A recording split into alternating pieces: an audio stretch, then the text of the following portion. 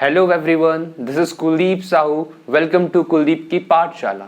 I have achieved CGP PhD rank 1, CGP AT rank 10 और आज के इस वीडियो में हम बात करेंगे ऑर्गेनिक केमिस्ट्री के बारे में. ऑर्गेनिक केमिस्ट्री को कैसे पढ़ा जाए, ऑर्गेनिक केमिस्ट्री को पढ़ने का सही तरीका क्या है, आप 11th में हैं, 12th में हैं, ड्रॉपर में हैं, तो किस तरीके से आप ऑर्गेनिक केमिस्ट्री को पढ़ सकते हैं.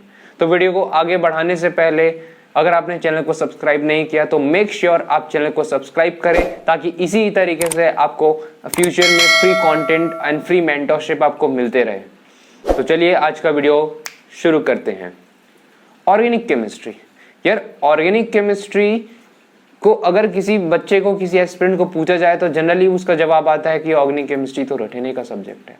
ऑर्गेनिक केमिस्ट्री में मोस्टली मगअप करना चाहिए.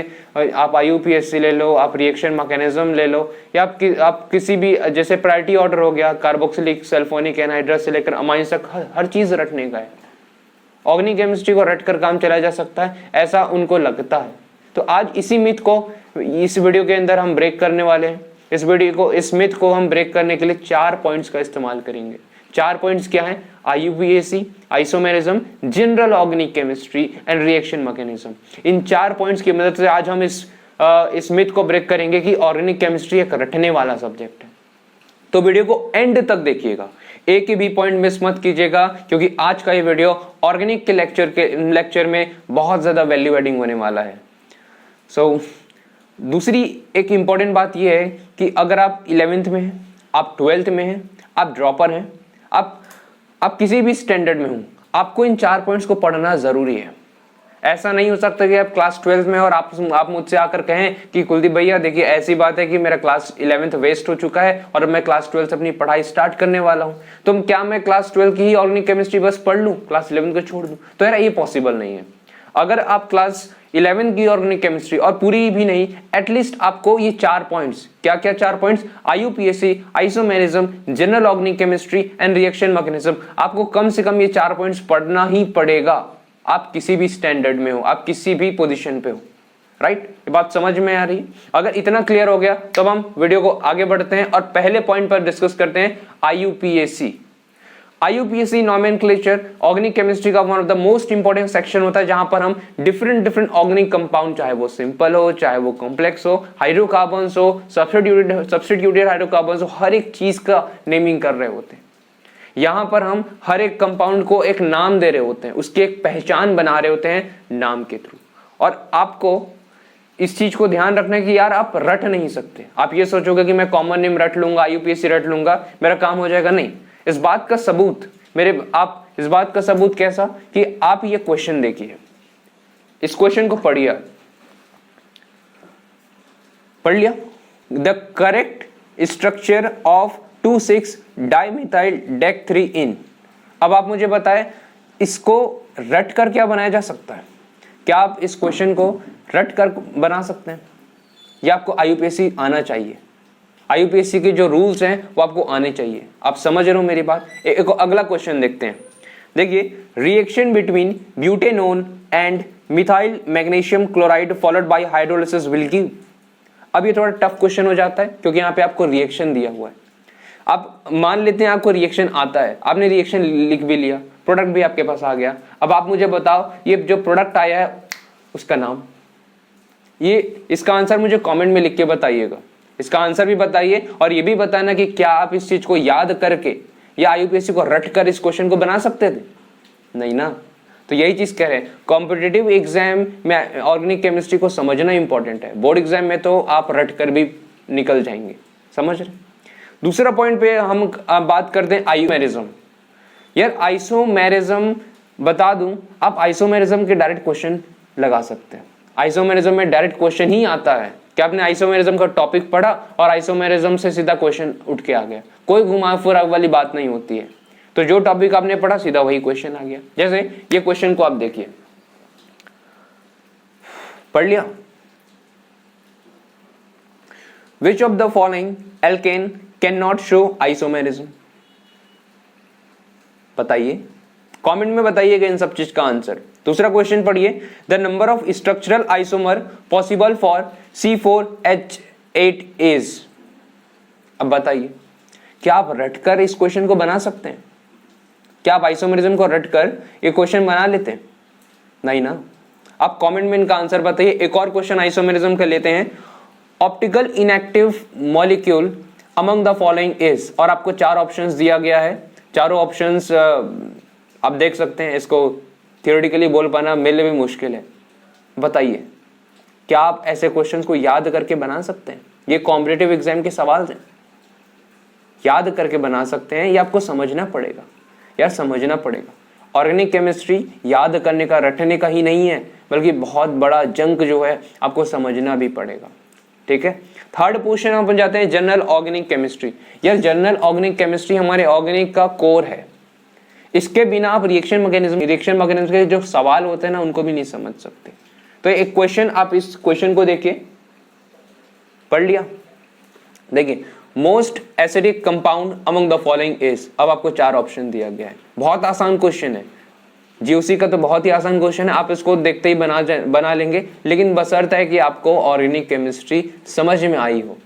अगेन मैं कहूंगा, अगर आपने ऑर्गेनिक केमिस्ट्री रट ली है, याद कर लिया है, भाई आप भूल जाओ कि आप कॉम्पिटिटिव एग्जाम के अंदर ऑर्गेनिक केमिस्ट्री में अच्छा परफॉर्म करोगे। बोर्ड एग्जाम में आप पास हो जाओगे, नो वरी। लेकिन यहां पर आपको पढ़ना पड़ेगा। जीओसी का एक और क्वेश्चन आप देखिए इस क्वेश्चन को पढ़ लिया। देखिए, which of the following pair of compound can be distinguished by carbylamine test, और आपको 4 ऑप्शन दे रखा है। और मैं डायरेक्टली बता रहा कि पहले ऑप्शन में आपको आप ऑप्शन देखेंगे, यहाँ पे डिग्रीज ऑफ अमाइन दे रखा है। सीधी सी बात करता हूँ, डिग्रीज ऑफ अमाइन दे रखा है। अब आप इस चीज को पहचानना सीखेंगे। आप जनरल ऑर्गेनिक केमिस्ट्री पढ़ेंगे, डिग्रीज ऑफ अमाइन को जब तक नहीं पहचानेंगे तब तक इस क्वेश्चन को बनाया नहीं जा सकता है। आप रट कर ऑर्गेनिक केमिस्ट्री को बना ले, ऐसा नहीं हो सकता। खासकर कॉम्पिटिटिव एग्जाम के अंदर में आपको जीओसी आना चाहिए, आपको इन डिग्रीज के बारे में पता होना चाहिए, कौन 1 डिग्री अमाइंस है, 2 डिग्री अमाइंस है, 3 डिग्री अमाइंस है, तब जाके इन क्वेश्चंस को आप सॉल्व कर पाएंगे। राइट। चौथे पॉइंट पर जाते हैं, रिएक्शन मैकेनिज्म। यार रिएक्शन मैकेनिज्म एक चीज बता दे, अगर आप ऐसा रिएक्शन मैकेनिज्म, आपके पास टेक्स्ट बुक होगा, एनसीईआरटी होगी, आपके पास अपना स्टेट बोर्ड का बुक होगा।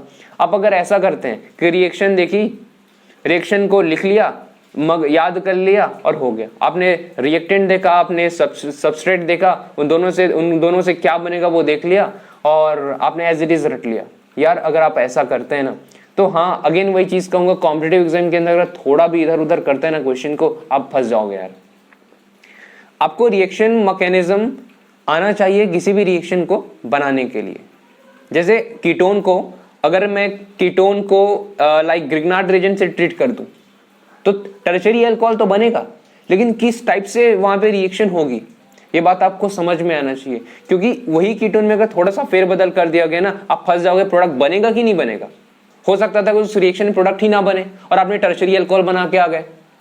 तो बात को समझो कि यार किस तरीके से सबस्ट्रेट वर्क करता है, किस तरीके से रिएजेंट वर्क करता है और वो रिएक्शन कैसे प्रोसीड हो रहा है। और इस चीज को समझने के लिए मैं आपको सिंपल सा ट्रिक बताता हूं। किसी भी रिएक्शन मैकेनिज्म को समझने का सिंपल सा कॉन्सेप्ट है, आप ये देखो कि वहां पे इलेक्ट्रोफाइल है, ये न्यूक्लियोफाइल है, और वो इलेक्ट्रोफाइल या न्यूक्लियोफाइल बनता कैसे है और वो अटैक कैसे करता है। बस बात खत्म।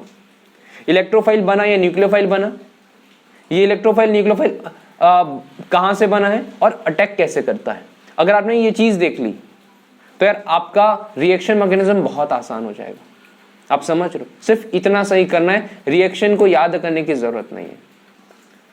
रिएक्शन मैकेनिज्म पे फिर एक क्वेश्चन देखिए क्वेश्चन को पढ़ लिया। देखते हैं, the major product obtained in the following reaction is, और आपके पास सवाल है। अब आप मुझे बताओ यार, क्या रट सकते हो उस क्वेश्चन को? समझ रहे ना इस क्वेश्चन में कि यार NaNH2 विद लिक्विड अमोनिया, ये आपको जो रिएजेंट दे रखा है ये किस तरीके से अटैक करेगा। ये आपको रिएक्शन मैकेनिज्म से ही तो समझ में आएगा कि जो प्रोडक्ट बनेगा वो किसके पास होगा, किसके दूर होगा, ऑर्थो बनेगा, पैरा बनेगा, ये कैसे समझ में आएगा? रिएक्शन मैकेनिज्म के थ्रू। आप समझ रहे ना, रट कर चीजों को बनाया जाएगा ऐसा पॉसिबल नहीं है यार, आपको पढ़ना पड़ेगा। एक और क्वेश्चन देखिए, phenetole on heating with HI gives, options आपके सामने है। अब यार जब तक आप रिएक्शन मैकेनिज्म नहीं पढ़ोगे ना, SN1 SN2 नहीं पढ़ोगे, क्या होता है, कैसे वर्क करता है, कौन कौन से न्यूक्लियोफाइल होते हैं, किधर कैसी चीजें हो रही है, दोनों में कंपैरिजन तो आपको देखना पड़ेगा। तब तक आप यार ऑर्गेनिक केमिस्ट्री में रिएक्शंस को रट के चले जाओगे, फिर आपका वही कॉम्पिटिटिव एग्जाम में फिर आप फंस जाओगे। थोड़ा बहुत घुमा देगा, आप रट के गए हुए हो, प्रॉब्लम हो जाएगी। तो यार मिथ ये है कि ऑर्गेनिक केमिस्ट्री एक रटने वाला सब्जेक्ट है। और आज इस 4 पॉइंट का कवर करने के बाद मैं उम्मीद करता हूं कि आपको ये समझ में आ गया होगा कि यार ऑर्गेनिक केमिस्ट्री रटने का सब्जेक्ट नहीं है, समझने का है। हाँ, याद करने का तो हर सब्जेक्ट में है, कुछ पोर्शन आपको याद जरूर करना पड़ेगा, बट अगर आपने थोड़ा सा समझने की कोशिश की, ऑर्गेनिक केमिस्ट्री अगर आपके ब्रेन में सेट होना शुरू हो गया ना, फिर आपके लिए ऑर्गेनिक केमिस्ट्री खेल बन जाएगा।